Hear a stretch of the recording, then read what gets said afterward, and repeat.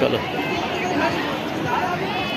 চলে যাচ্ছি, কারণ 7টার সময় তো বন্ধ হয়ে গেল। যাই, অনেক ভিড়, প্রচুর ভিড় সেদিকটা।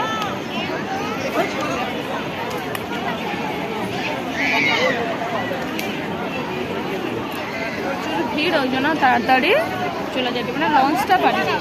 প্রচুর ভিড়টা দেখলো।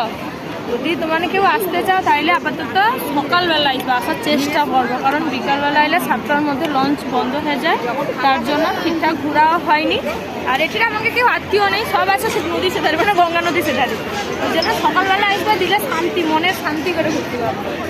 আরও আছে ওই কি ভোগ দেয়, ওই 12টার আগে টিকিট দেয়, তো আমি কিন্তু বিকালবেলা আসছি, তার জন্য ভোগটাও পাইনি। আর দক্ষিণেশ্বরেও ভোগ পাই, সেখানেও দক্ষিণেশ্বরের মন্দিরে কোনোদিন আইসিনি, আজকে প্রথম আসছি। তো পূজা যে দেয় না, তার যে লাইনটা আমি দেখতে হবে, তো সব মাথাটা ঘুরিয়ে দেখি।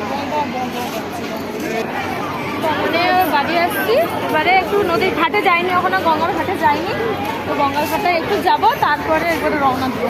চলো আইসে তোমাকে একটু গঙ্গা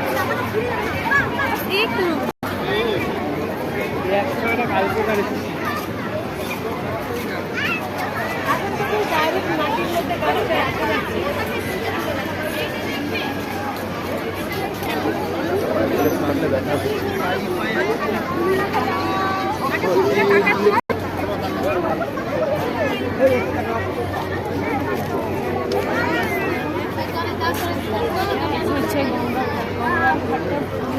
লোক বসেছে,